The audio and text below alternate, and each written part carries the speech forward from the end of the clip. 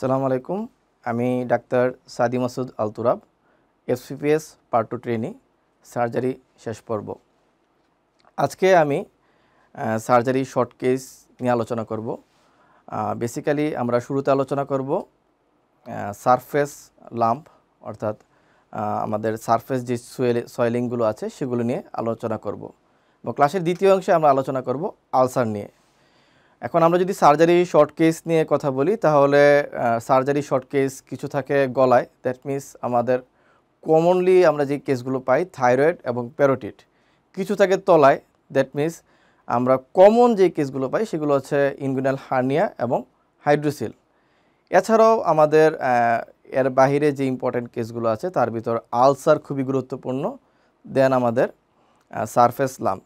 এখন surface lump নিয়ে আমাদের প্রথম সেশনটি এই কারণে করছি, সার্জারি শর্ট কেসের ক্ষেত্রে আমাদের সারফেস লাম্প হচ্ছে সবচেয়ে ইম্পর্ট্যান্ট বেসিক স্টেপ। অর্থাৎ আমরা সার্জারি শর্ট কেস কীভাবে করব, একটা কেস কীভাবে সাজাবো, কীভাবে প্রেজেন্ট করব, তা আমরা যদি একটা সারফেস লাম্প খুব ভালোভাবে এক্সাম করতে পারি, সেই তারপর থেকে কিন্তু আমরা সার্জারি যেই কেসই আসুক সেটা আমরা একটু বাড়িয়ে কমে করে ফেলতে পারবো। তাহলে আমরা আজকে শুরু করতে যাচ্ছি আমাদের প্রথম যে টপিকস, সারফেস লাম্প অথবা সারফেস সয়েলিং। তাহলে ধরা যাক আপনি সারফেস সয়েলিং কোনো একটা পেশেন্টের কোনো এক পার্টে পাইলেন, হতে পারে এটা তার ব্যাকে, হতে পারে তার আপার আর্মে অথবা ফোর আর্মে, যেখানেই পান। যে কোনো সারফেস সয়েলিংয়ের ক্ষেত্রে সবচেয়ে কমন, আমরা যদি হসপিটালে আমরা চিন্তা করি আমরা আউটডোরে কোন পেশেন্টগুলো পাই, সবচেয়ে কমন হচ্ছে লাইপোমা। সবচেয়ে কমন হচ্ছে লাইপোমা। 2 নম্বর কমন কেস কি আছে? 2 নম্বর কমন কেস হচ্ছে সিবেসাস সিস্ট, সিবাসিয়াস সিস্ট। এছাড়া কি আছে? এছাড়া আমরা পেতে পারি ডারমাইড সিস্ট,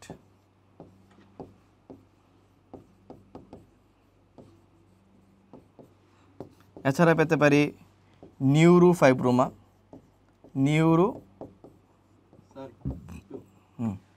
ধরা যাক এখানে একটি সারফেস লাম্প আপনি পেয়েছেন, হতে পারে আপনি পেশেন্টের ব্যাকে পেয়েছেন, হতে পারে আপনি পেশেন্টের আর্মে পেয়েছেন, অথবা বডির যে কোনো অংশে। এখন যে কোনো সারফেস লাম্প পাওয়ার পর সেটা কি হতে পারে? আমরা যদি হসপিটালের আউটডোরের কথা চিন্তা করি, সেটা হতে পারে লাইপোমা। সবচেয়ে কমন যে সারফেস সোয়েলিং সেটা হচ্ছে লাইপোমা। দ্যাট মিনস আমাদের এডিপোস টিস্যুর অথবা ফ্যাট টিস্যুর যে বিনাইন টিউমার আছে সেটা হচ্ছে লাইপোমা। দেন হচ্ছে আমাদের সিবাসাস সিস্ট, সিবাসিয়াস সিস্ট। এটা কি হয়? আমাদের সিবাম অ্যাকুমুলেশন হয়, আমাদের যে সিবাসাস গ্ল্যান্ড আছে সেখানে যখন সিবাম অ্যাকুমুলেশন হয় সেটা আস্তে আস্তে বড় হয়ে টিউমারের মতো একটা লেশন তৈরি করে, সেটা হচ্ছে আমাদের সিবাসাস সিস্ট। এছাড়া পেতে পারি আমরা কনজেনিটাল অ্যানোমালি হিসাবে ডারময়েড সিস্ট। অধিকাংশ ক্ষেত্রে এটা কনজেনিটাল অ্যানোমালি হিসাবে থাকে, ডারময়েড সিস্ট। এছাড়া থাকতে পারে নিউরোফাইব্রোমা, নার্ভ টিস্যুর টিউমার, নিউরোফাইব্রোমা। এছাড়াও হতে পারে হেমানজিওমা, যেটা হচ্ছে আমাদের ক্যাপিলারি আর্টারি অথবা ভেইনের যে ম্যালফরমেশন, সেটা হচ্ছে আমাদের হেমানজিওমা। এর বাইরে কিছু হওয়ার সুযোগ নাই। প্র্যাকটিক্যালি আপনি যখন শর্ট কেস আপনাকে এক্সামিনেশন করতে দিবে কোনো টিচার, কিংবা আপনি যখন আপনার কোনো পরিচিত পেশেন্টের এক্সামিনেশন করবেন, মনে রাখবেন আমাদের দেশে সবচেয়ে কমন 2টা কেস হচ্ছে লাইপোমা এবং সিবাসাস সিস্ট। বাট আমাকে আমাদের সবগুলো অপশন মাথায় রেখে কিন্তু এক্সামিনেশন শুরু করতে হবে। এখন দেখেন আমাদের ক্লাসিক যে এক্সামিনেশন আছে সেই এক্সামিনেশনের টোটাল 4টা পার্ট। আমরা জানি যে কোনো এক্সামিনেশনের 4টা পার্ট কী কী আছে। প্রথম হচ্ছে যে আমাদের inspection, then palpation, then percussion এবং অসকালটেশন। That means inspection. 2 নম্বর হচ্ছে আমাদের পালপেশন, 3 নম্বর হচ্ছে অসকালটেশন। আপনারা সবাই এগুলো জানেন।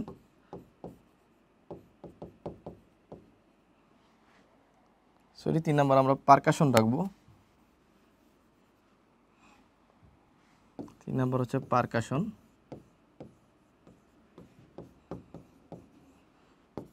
4 নম্বর অস্কালটেশন। মনে রাখবেন সার্জিক্যাল এক্সামিনেশনের ক্ষেত্রে আমাদের জন্য খুবই গুরুত্বপূর্ণ হচ্ছে ইন্সপেকশন এবং পালপেশন। পারকাশন আমাদের খুব রেয়ারলি লাগে, যখন আমরা অ্যাবডোমেনের শিফটিং ডালনেস এক্সামিনেশন করি সেই ক্ষেত্রে আমাদের লাগতে পারে, এটা প্লাস মাইনাস। দেন হচ্ছে অস্কালটেশন। অস্কালটেশন সেম আমাদের অ্যাবডোমেন এক্সামিনেশন করতে গেলে লাগে, আমরা যখন রেসপিরেটরি সিস্টেম এক্সামিনেশন করতে চাই তখন লাগে, বাট আমরা যখন সার্জারি শর্ট কেস প্র্যাকটিস করতে চাই একমাত্র থাইরয়েড ব্রুই দেখার জন্য আমাদের অস্কালটেশনটা লাগে। অথবা যদি কোনো আমাদের ভাস্কুলার ম্যালফরমেশন থাকে আমাদের, সেই ক্ষেত্রে আমরা সেই ব্রুইড বা টার্বুলেন্স দেখার জন্য আমাদের অস্কালটেশন লাগে। অর্থাৎ আমরা বুঝতে পারলাম আমাদের সার্জারি শর্ট কেসের জন্য, আপনারা যারা বিভিন্ন কারণে সার্জারি শর্ট কেস দিবেন, কেউ প্রফেশন সার্জারি শর্ট কেস দিবেন, কেউ ফেজ এতে সার্জারি শর্ট কেস দিবেন, কেউ ফেজ বি কিংবা FCPS part 2, FCPS mid term examination, বিভিন্ন ধরনের এক্সামিনেশনে যখন আপনারা শর্ট কেস দিতে যাবেন তখন আপনাদের দুইটা অংশ লাগবে মাত্র, ইন্সপেকশন এবং পালপেশন। বাকি যেটা লাগতে পারে সেটা আপনার প্লাস মাইনাস। এখন দেখেন আপনি যখন এক্সামিনেশন করবেন শুধু এই দুইটা অংশ করলে কিন্তু হবে না, তার আগে অনেক কাজ আছে। অনেক কাজের ভিতর কি, তার আগে হচ্ছে যে আপনাকে খুব সুন্দরভাবে নিজের পরিচয় দিতে হবে, পারমিশন নিতে হবে, পেশেন্টের এক্সপোজার করতে হবে, যেটাকে আমি আপনাদের জন্য ওয়াইপ কিউ বলতে চাচ্ছি। ওয়াইপ কিউ যেটা আপনাদের একটা মেনোমিক, আপনারা এটা মনে রাখলে খুব সহজে নিজের পরিচয় দেওয়া, পারমিশন নেওয়া, পেশেন্টের এক্সপোজার করা, যেই বিষয়গুলো কোনোভাবেই মিস করবেন না। কারণ আমরা শর্ট কেসে অভ্যস্ত না, আমরা মাঝে মাঝে যখন পরীক্ষা দিতে চাই সরাসরি পেশেন্টের পিঠে গিয়ে পিঠে জামা খুলে ফেলি, সালাম দেই না, ঠিক আছে। দেন হচ্ছে স্যার এমনভাবে এক্সপোজ করছি পেশেন্ট খুব বিব্রত হচ্ছে। তো এটা দূর করার জন্য আমি খুব সুন্দর ফরম্যাটে আপনারা কিভাবে পরিচয় দিবেন এবং শুরু করবেন সেটা শিখাবো। এবং 4 নাম্বার শর্ট কেসের ক্ষেত্রে আপনি খুব কম সময় পাবেন, এখানে আপনার এটিকেট এবং ম্যানার দেখা হবে। আপনি পেশেন্টের যখন পিঠে এক্সামিনেশন করবেন অথবা নেকে থাইরয়েড এক্সামিনেশন করবেন তখন কিন্তু প্রপার এক্সপোজার খুবই জরুরি, এবং সেই এক্সপোজার করে আপনি যখন এক্সামিনেশন শেষ করে ফেলবেন পেশেন্টকে ধন্যবাদ দিতে হবে। দ্যাট মিনস আপনাকে রিক্লথিং করতে হবে, মানে পেশেন্টের জামা যে আপনি খুলে ফেলছেন বা কোনো একটা অংশ আপনি পোর্শন আপনি রিমুভ করছেন সেটা আপনি নতুন করে পরিয়ে দিতে হবে, বলতে হবে আপনি সুন্দরভাবে জামাটা পরে ফেলেন এবং তাকে একটা সুন্দর ধন্যবাদ দিতে হবে। এটা হচ্ছে আপনার ইন্ডিং, ঠিক আছে। তার মানে আপনি যখন শর্ট কেস করবেন বেসিক্যালি আপনার কিন্তু এখানেও 4টা কাজ আছে, 4টা পার্ট এক্সামিনেশন করতে হবে। এই ক্ষেত্রে যেহেতু আমাদের অস্কালটেশন এবং পারকাশন গুরুত্বপূর্ণ না, সেই জন্য আমি সেটাকে উল্লেখ করলাম না। খুব রেয়ার ক্ষেত্রে শর্ট কেসে অস্কালটেশন এবং পারকাশন লাগে। তবে আপনার ইন্ট্রো, আপনার শুরু করাটা এবং শেষ করাটা খুব গুরুত্বপূর্ণ। এখন আসিয়ান আপনি একটা কেস কিভাবে শুরু করবেন, একটা পেশেন্ট যখন আসবে আপনি সেটা কিভাবে শুরু করবেন, যেটাকে আমি ওয়াইপ কিউ বলছি, সেটা আমি একটু এক্সপ্লেন করছি আপনি কেন ওয়াইপ কিউ বলছি।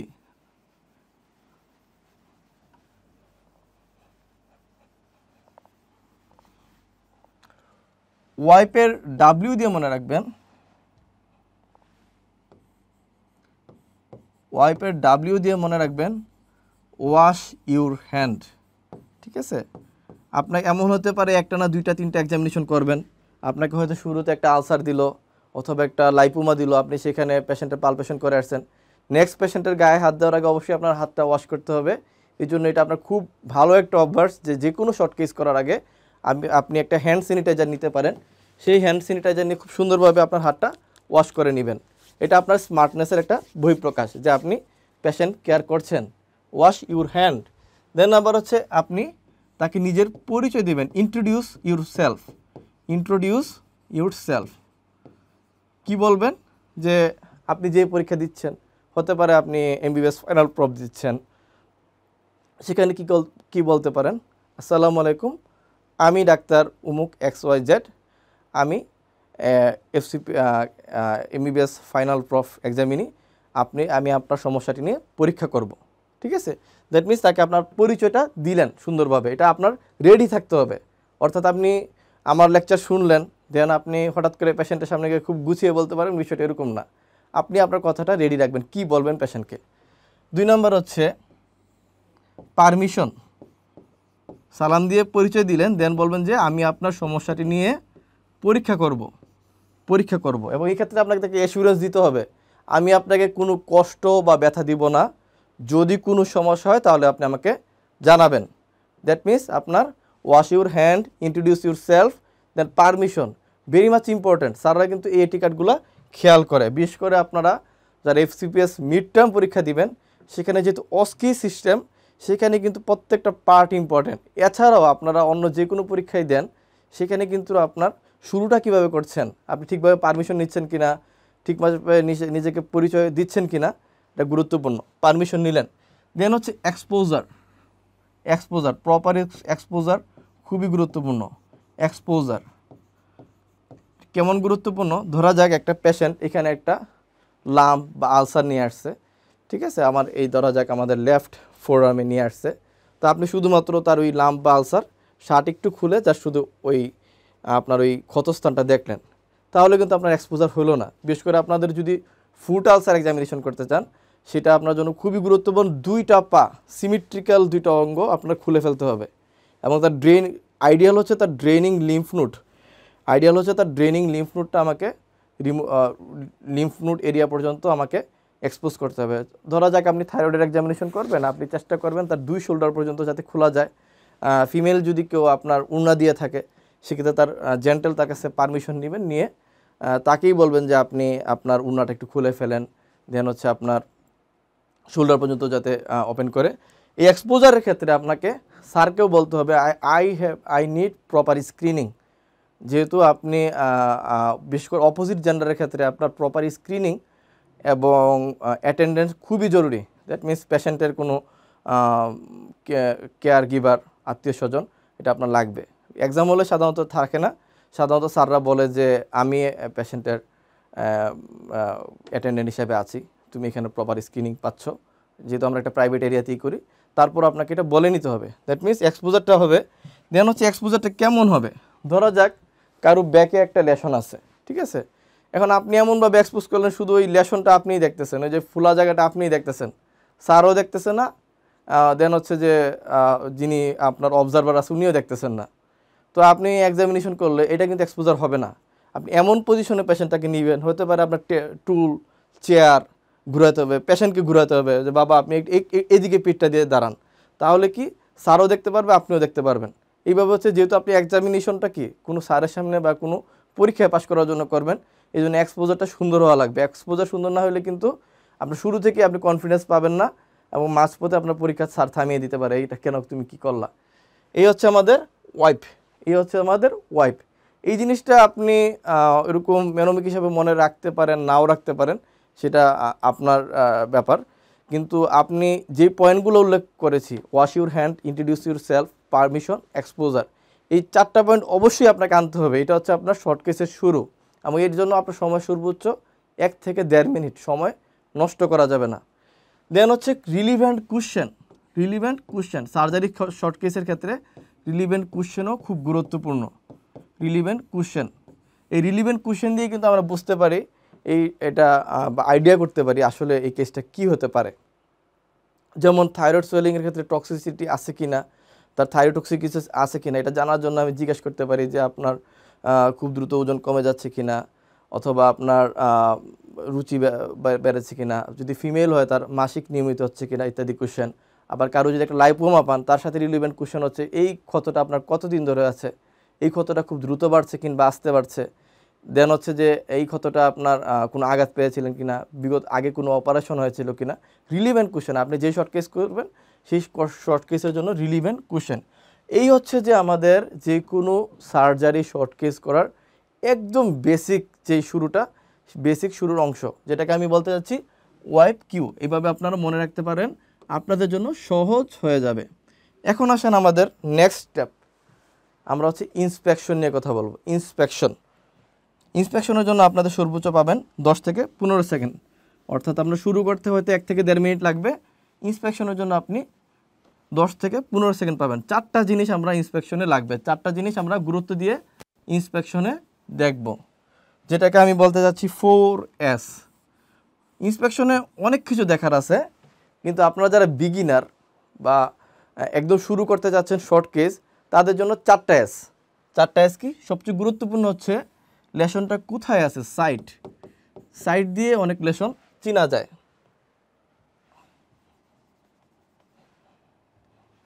সবচেয়ে গুরুত্বপূর্ণ হচ্ছে সাইট।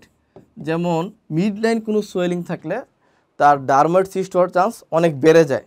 মিড লাইন যে কোনো সোয়েলিংয়ে যার ডার্মাট সিস্ট তা না, তবে সেই সোয়েলিংটা যদি মিড লাইন হয় সেক্ষেত্রে আমাদের ডার্মাট সিস্ট হওয়ার চান্স অনেক বেড়ে যায়। ঠিক আছে, দেন হচ্ছে তার সাইজ, দেন শেপ, এগুলো গুরুত্বপূর্ণ। কোনো থাইরয়েড সোয়েলিং যদি নেক এরিয়াতে কোনো সোয়েলিং যদি বাটারফ্লাই শেপ থাকে, তার থাইরয়েড সোয়েলিং হওয়ার চান্স 80%, 80 to 90%। অর্থাৎ আমাদের শেপ দেখে অনেক সময় আমরা লেশন চিনতে পারি। ঠিক আছে, শেপ দেখে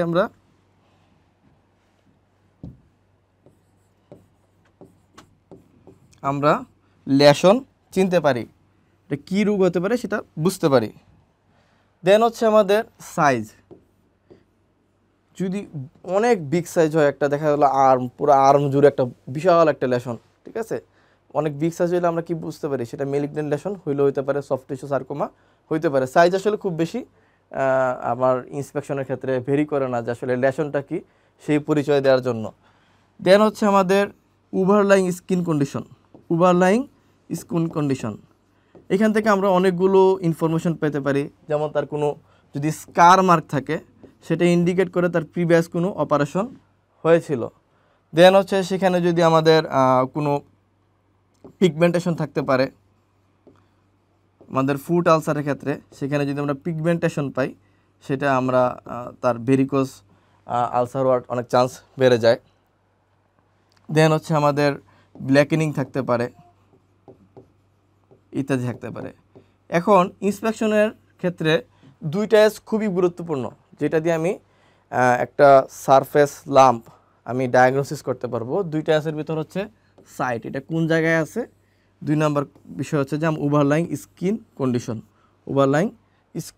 কন্ডিশন, সেটা দেখেও আমরা কিছুটা অনুমান করতে পারবো। যেমন আমাদের ওভারলাইং স্কিনে যদি পাংটাম থাকে, সেক্ষেত্রে আমাদের সিবেসাস সিস্ট হওয়ার চান্স অনেক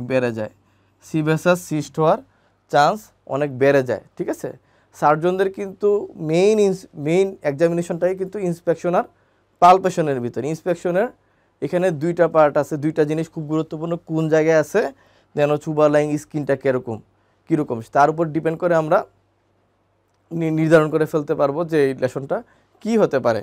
এখন এই ক্ষেত্রে আপনার 2টা ভিউ লাগবে, যে কোনো ইন্সপেকশনের ক্ষেত্রে 2টা ভিউ লাগবে, এবং এই ক্ষেত্রে আপনার 10 থেকে 15 সেকেন্ড সময় ব্যয় করবেন। অধিকাংশ দেখা যায় আমরা স্পট ডায়াগনোসিস করে ফেলি, যে একটা সোয়েলিং আমরা 2 সেকেন্ডের ভিতরে দেখে বুঝে গেলাম যে এটা লাইপোমা অথবা সিবেসাস সিস্ট, খুব ইজিলি বুঝে যায়। কিন্তু আপনি এক্সামিনেশনে কিন্তু এটা করতে পারবেন না। আপনার প্রপার এক্সপোজারের উপর আপনি 2টা ভিউ, সামনে থেকে দেখবেন, দেন হচ্ছে আপনি সাইড ভিউতে গিয়ে দেখবেন। ঠিক আছে, এবং এই ক্ষেত্রে আপনার 10 থেকে 15 সেকেন্ড সময় ব্যয় করবেন। কেন করবেন? স্যার যাতে বুঝতে পারে যে আপনি খুব ভালোভাবে এই লেশনটা দেখছেন, এই 4টা এস নিয়ে চিন্তা করছেন যে কোন জায়গায় আছে, এটার ওভারলাইং স্কিন কীরকম, সাইজটা কীরকম, শেপটা কীরকম, আপনি চিন্তা করছেন। তো এই জন্য হচ্ছে যে আপনার এখানে 2টা ভিউ, এবং এই 2টা ভিউর জন্য 10 to 15 সেকেন্ড। তার মানে আপনার ইন্ট্রোডাকশন, দ্যাট মিনস ওয়াইপ কিউতে আপনার সময় গেল 1 থেকে 1.5 মিনিট, আর ইন্সপেকশনে গেল 10 থেকে 15 সেকেন্ড। এরপরে বাকি আপনার মেইন যে কাজ পালপেশন, এক্সামিনেশনের মেইন যে কাজ সেটা হচ্ছে আমাদের পালপেশন আমরা কি করি?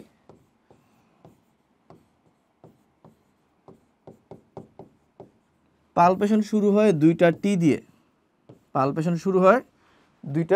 দিয়ে। একটা টি কি আমাদের পেশেন্টের, আমরা শুরু করি কি আমাদের ডরসাম অফ দা, আমাদের হ্যান্ড দিয়ে আমরা তার টেম্পারেচারটা বোঝার চেষ্টা করি, ঠিক না? আমরা নর্মাল সাইড এবং অ্যাবনর্মাল সাইডের কম্পেয়ার করে তার টেম্পারেচারটা রেজ কিনা বোঝার চেষ্টা করি। 2টা টির একটা হচ্ছে টেম্পারেচার, আর এটা কি টেন্ডারনেস।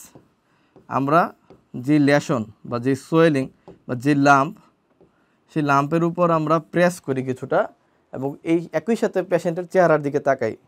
এর মাধ্যমে কি সে ব্যথা পাচ্ছে কিনা বোঝার চেষ্টা করি, এবং এই চাপ দেওয়ার আগে জিজ্ঞেস করি যে বাবা ব্যথা পাচ্ছেন কিনা।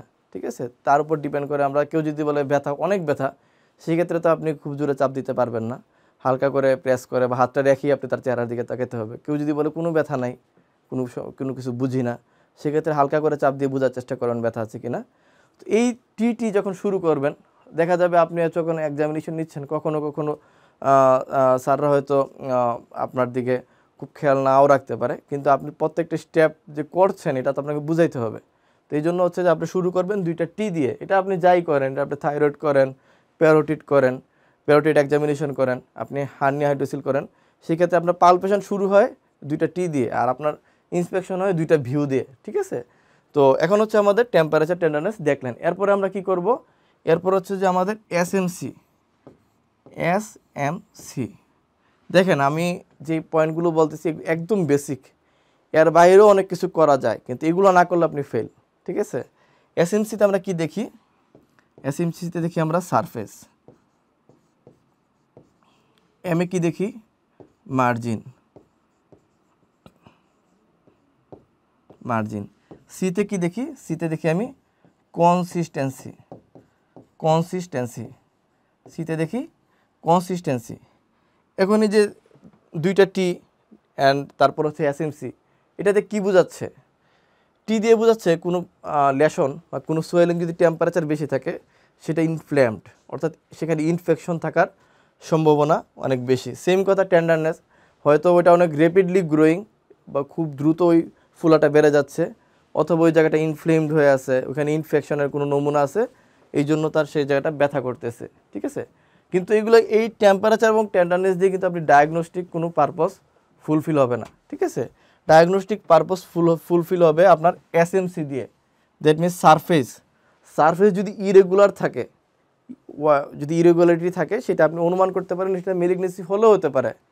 মার্জিন যদি ইল ডিফাইন্ড হয়, আপনি মার্জিন বুঝতেছেন না যে আমাদের একদিকে এক পাশে হয়তো অনেক বেশি চলে গেছে, আরেক পাশে বোঝাই যাচ্ছে না, হয়তো ডিপ লেশন। ঠিক আছে?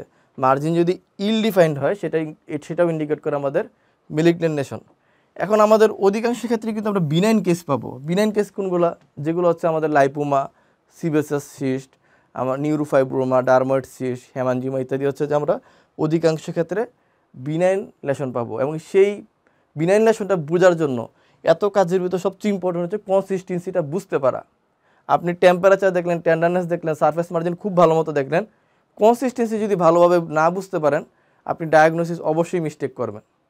একমাত্র পালপেশনের সবচেয়ে ইম্পর্টেন্ট স্টেপ হচ্ছে কনসিস্টেন্সি ঠিকমতো বুঝতে পারা। কনসিস্টেন্সি কী হইতে পারে? কনসিস্টেন্সি হইতে পারে আমাদের হার্ট, স্টোনি হার্ট। যদি স্টোনি হার্ট পেয়ে যান, সেক্ষেত্রে আমাদের লেশনটার নাম হচ্ছে মেলিগনেন্সি। এবং যদি আপনি থাইরয়েড এরিয়াতে এরকম স্টোনি হার্ট পান, তাহলে সেটা হচ্ছে আমাদের থাইরয়েড কার্সিনোমা হতে পারে।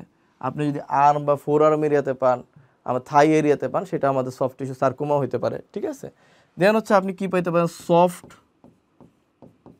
ফার্ম, আর কি পেতে পারেন? সিস্টিক। ঠিক না? সিস্টিক। ঠিক আছে? সিস্টিক মানে হচ্ছে যে ভিতরে মনে হচ্ছে আমাদের কোনো ফ্লুইড কন্টেন্ট আছে। ঠিক আছে? তো এইটা হচ্ছে যে আমাদের যদি হার্ড, সফট এবং ফার্ম পাই, তারপর আর কোনো কাজ নাই। আমি সফট হইলে এটা আমি তুলনা করব, এটা হতে পারে লাইপোমা। ফার্ম হইলে এটা হতে পারে নিউরোফাইব্রোমা, হতে পারে এটা আমাদের দেন হচ্ছে আমাদের হতে পারে dermoid cyst. So dermoid cyst না, অন্য কোনো লেশন হতে পারে। ঠিক আছে? সিস্টিক হইলে আমাদের কিন্তু অনেকগুলো কাজ বেড়ে যায়। ঠিক আছে? সিস্টিক হইলে আমাদের অনেকগুলো কাজ বেড়ে যায়। ঠিক আছে? সিস্টিক হলে কী বাড়ে? সিস্টিক হওয়ার পরে আমাকে দেখতে হয় যে তার ফ্লাকচুয়েশন টেস্ট করতে হয়। ফ্লাকচুয়েশন টেস্ট এটা কেন করি? তার কনফার্মেশনের জন্য ফ্লাকচুয়েশন টেস্ট করি। এরপরে কি করি আমি? Trans illumination test. আমরা যখন সিস্টিক লেশন পাবো, তারপরে অনেকগুলো কাজ বেড়ে যায়। সেই লেশনটা পালসেশন বোঝার চেষ্টা করি।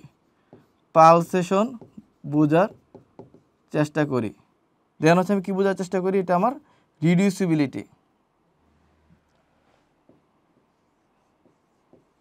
রিডিউসিবিলিটি আমরা বোঝার চেষ্টা করি।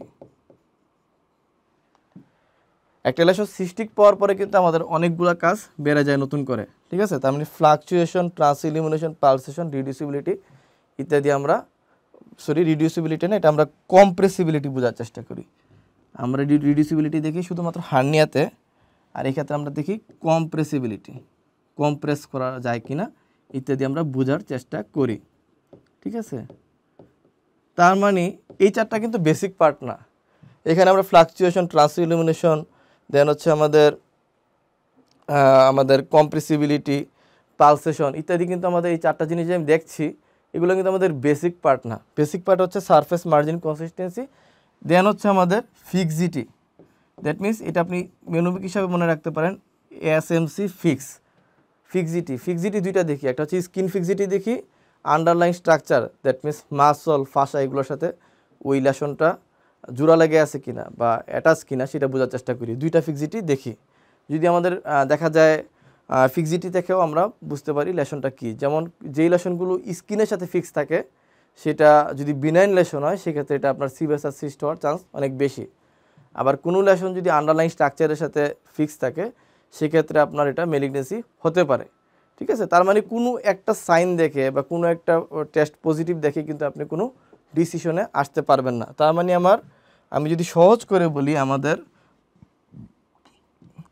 পালপেশনের পার্ট হচ্ছে, বেসিক পার্ট হচ্ছে পাঁচটা: TT, SMC, fix, temperature, tenderness, surface margin consistency, fixity হচ্ছে ওভারলাইং স্কিন এবং আন্ডারলাইং স্ট্রাকচার।